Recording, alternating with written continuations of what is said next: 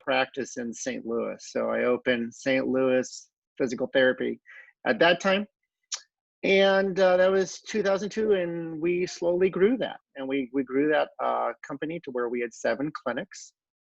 Wow. And it was, it was a great experience. I really enjoyed it. And then in 2017, we sold our practice.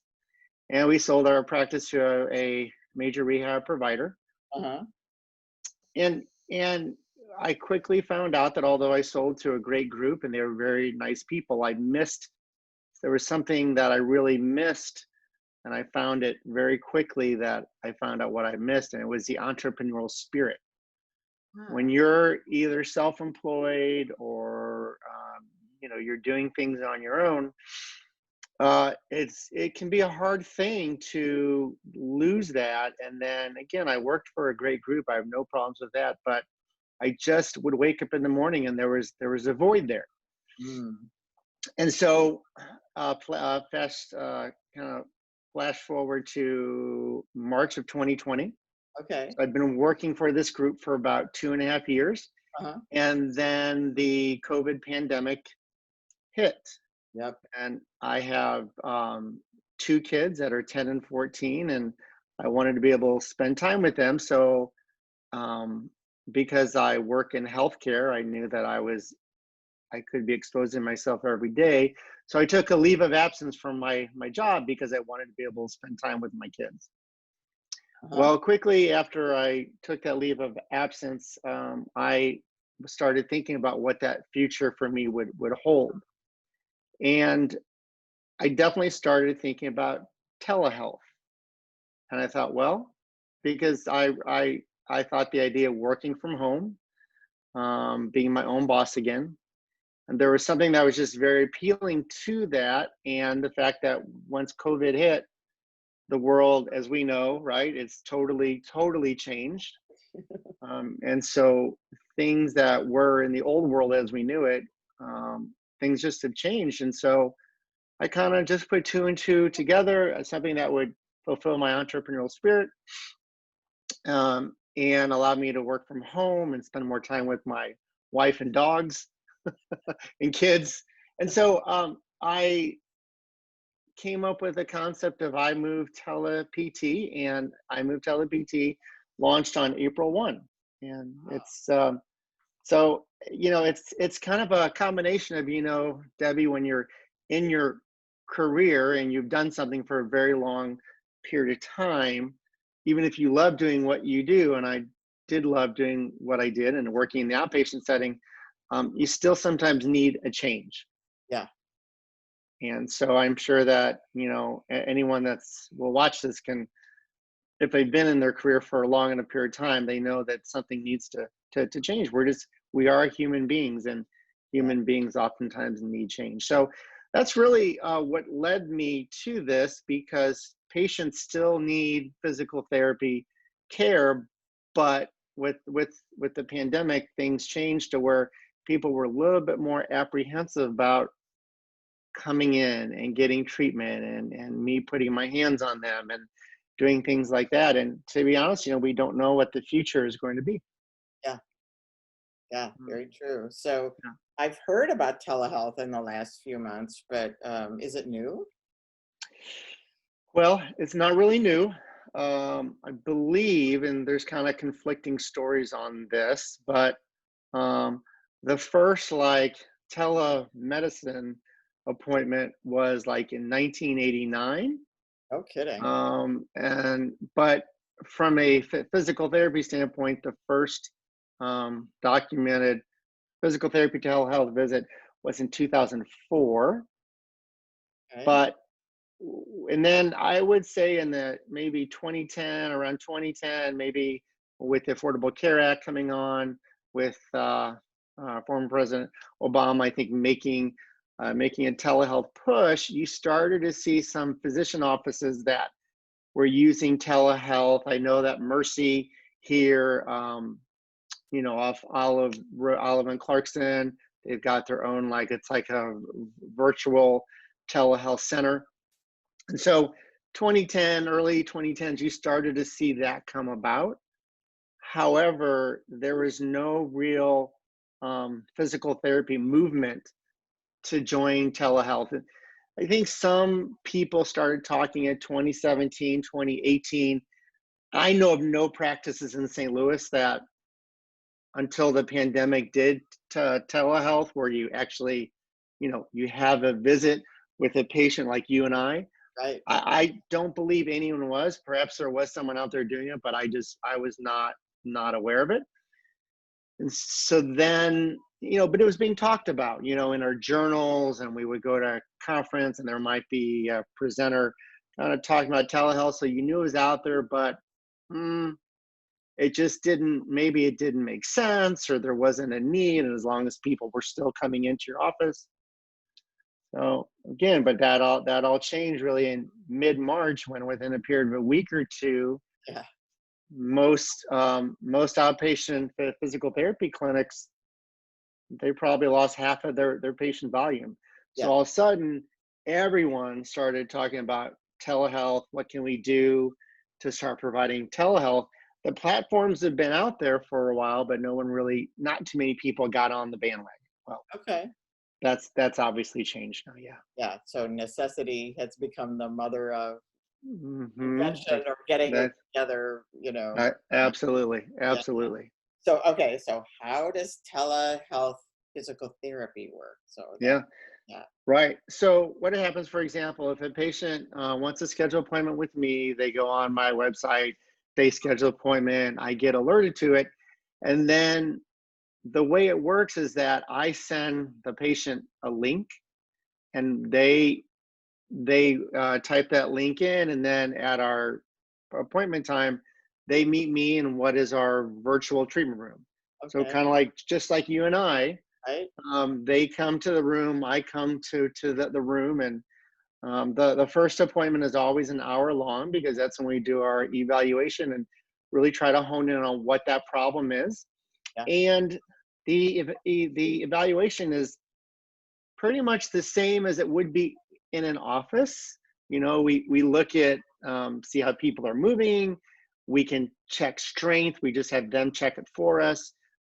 Instead of me putting my hands on them and seeing where they're sore, I know the areas I want them to palpate or touch, Uh-huh. and they can tell me yes, it's sore, no, it's not. Okay. So, and from doing the evaluation, then we develop a specific treatment plan.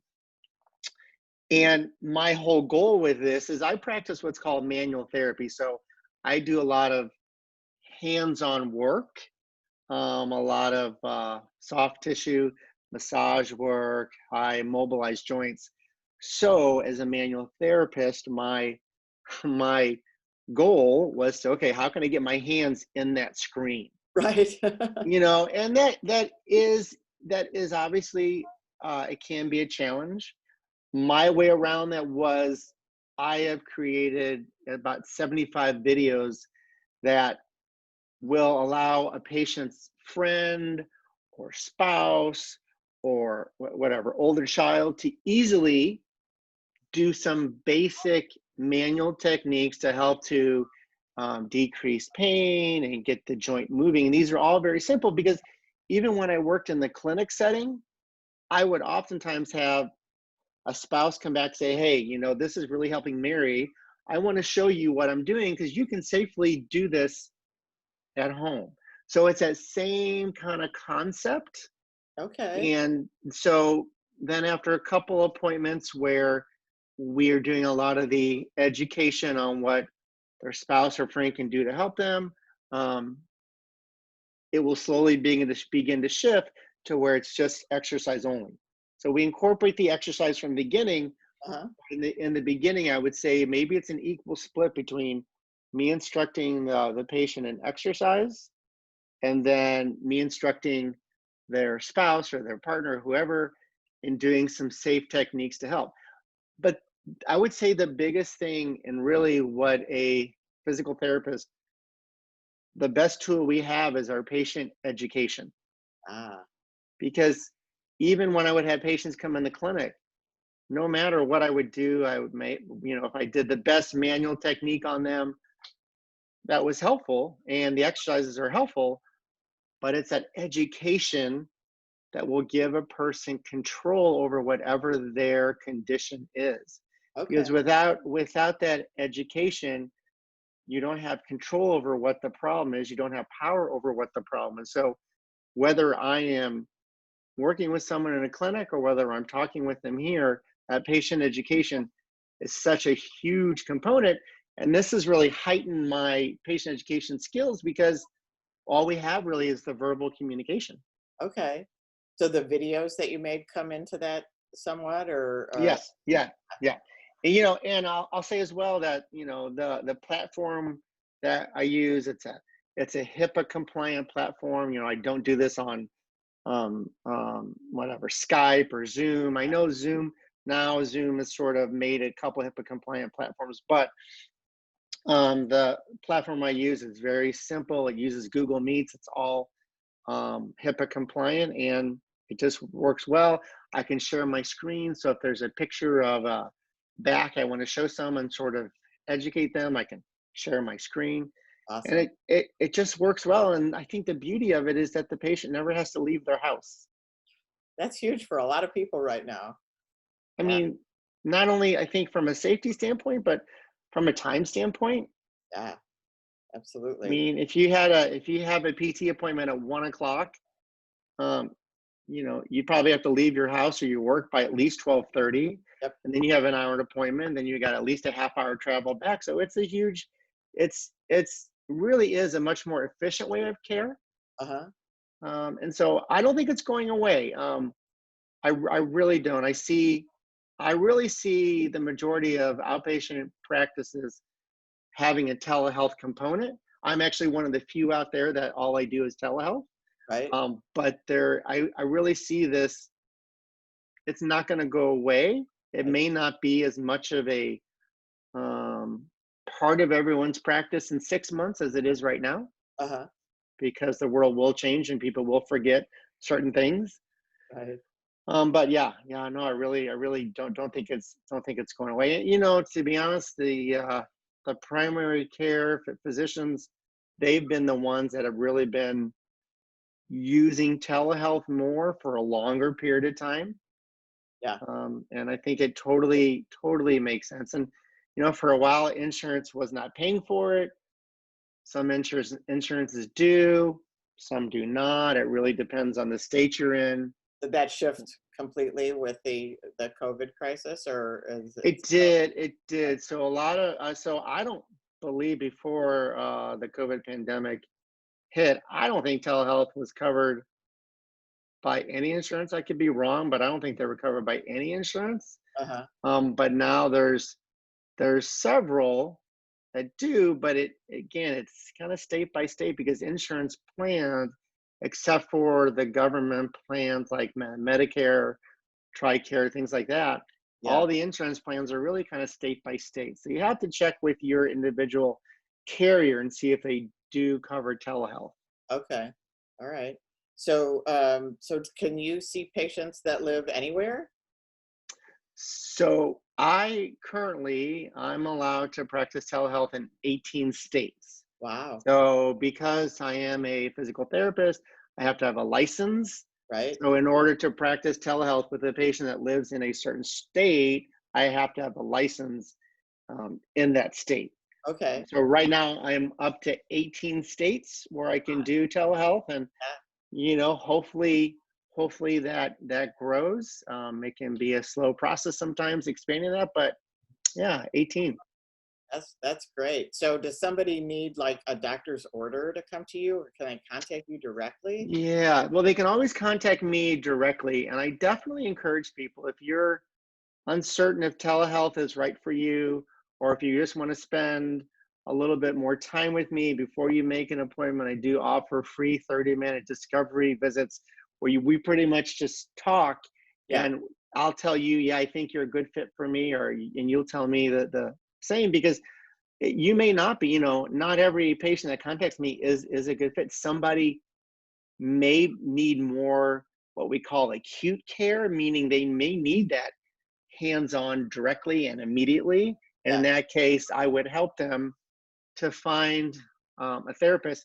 in their area that would be very good for them. And then hopefully at some point in time when symptoms calm down and they want to go that telehealth route, I'm here for them. Okay. But most states have what we call direct access, and direct access is where a patient can receive physical therapy without any type of referral. Uh, I live in Missouri, as you do, yeah. and unfortunately, we're one of the few states that doesn't have full direct access. Okay. So I can do an evaluation on a patient, but I can't do any treatment without a physician's referral or referral from a podiatrist, chiropractor. There's several people Okay. All that I right. can accept a referral from. But I just think that if someone's uncertain, they can, obviously email me, or they can just go on my website and just schedule that. It's a free 30-minute appointment. Okay. Um, and I will be very honest. And if someone contacts me, they're not a good patient for me or appropriate, I'll be honest. Yeah. Absolutely. So you have a Facebook business page, right? And I will put a link to that in the comments when this is all done. But Absolutely. and that will lead them to your website. Is that correct? I believe so. Now, to be honest with you, here's a little tip for you. Okay. Um, unless you do, unless you're heavy on Facebook ads, Facebook doesn't really do much with your business page. Yeah. So what I would say, they can definitely look at the iMove TelePT Facebook page. They can also look at the Michael Gorman personal page, because that's where I do most of my posts. Or to find out more, they can just go to iMoveTelePT.com, which is my website. They can also email me, just mgorman@iMoveTelePT.com. But Okay. yeah, I for will sure. put that information in the comments so people can be sure to find that. Yeah, It really makes sense to me because actually I have been working out with a trainer sure. by Zoom for years. And I mean, I don't have a problem that needs to be solved, but I'm Right. doing exercises and she's, telling me the proper form and no, don't, stand that way and make sure that your knee doesn't go over your toe and, that kind of thing. So she's correcting my form to make sure I do it right. And I've Absolutely. never been injured. And, I've gotten pretty strong from 10 years of working out with her. And the last, I'd say 5 has been on Zoom. Right. Right. I just think it's a time saver. Oh my gosh. It's a little bit more what I would call focus care, meaning by that I mean when I used to treat in the office, even when I was treating a patient in a room, there's still noise going on. I may have to leave to go take a phone call. So there was just a few distractions in the clinic or outpatient setting that when I do telehealth, there's not any of that. And we get things done faster. I bet. What would normally take an hour appointment takes a half an hour at the most. And again, if somebody needs specific things that I can't provide, I'm going to help them to find that person. But you know, um, I think that just my 27 years experience and seeing so much back pain and seeing so much neck pain, you begin to know what to expect. You see certain patterns, and that definitely helps me when I'm doing telehealth. Oh, I bet. I mean, that's a lot of experience, 27 years. A while. It's a while. You've seen a lot, that's for sure. So I yeah, have, that's and we can, and so I treat people that have back pain, neck pain, um, any arm or leg pain, balance things like that.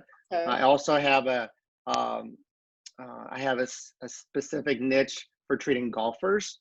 Oh, I do a specific golf screen, combine that with my evaluation, and then develop a golf specific treatment plan for them, because so many golfers do have injuries and they either try to play through it, which isn't ever good, or they stop playing, which is not good either. So they really need an expert to get them back on the course. So yeah, yeah, don't you have like a thing on Facebook, like a group for I golfers? do, I do absolutely. I just had a launch this week. It's Pain Free Golf is my private Facebook group. So if anyone knows any golfers that whether they're injured or not, we're going to share a lot of good information.